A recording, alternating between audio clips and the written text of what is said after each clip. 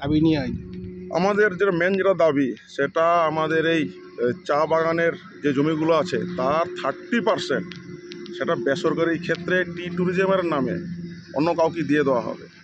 30% মানে কয়েক হেক্টর, কয়েক হাজার হবে, এত বড় নয়সয় করা হচ্ছে, ঘোটালা করা হচ্ছে। আর কাদেরকে নিয়ে? শ্রমিকদের জমিগুলো। সেখানে কিন্তু চা নিয়ে কোনো আলোচনা নেই, অন্য কোনো ইস্যু করিয়ে নিয়ে দখল করা হচ্ছে। এরই বিরুদ্ধে আমাদের আন্দোলন। শুধু এটা নয়, 10 বছর হয়ে গেছে, এখনও কিন্তু মিনিমাম ওয়েজ সেটা লাগু হয়নি। অনেকগুলো বাগান বন্ধ হয়ে পড়ে আছে, সেটা নিয়েও সরকারের কোনো চিন্তাভাবনা নেই। ইত্যাদি বিভিন্ন দাবিগুলো আছে, ছোট বড় অনেক দাবি আছে, সেগুলো নেই। আমাদের আগামীকাল 23 তারিখ সমাবেশ আছে, সেখানে মাননীয় বিরোধী দল নেতা শুভেন্দু অধিকারী থাকবেন। কোথায় লোকরা আসছে?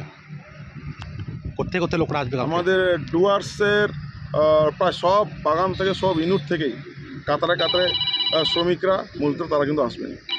কি মনে করছেন কত হাজার লোকের সমাবেশ হবে কালকে?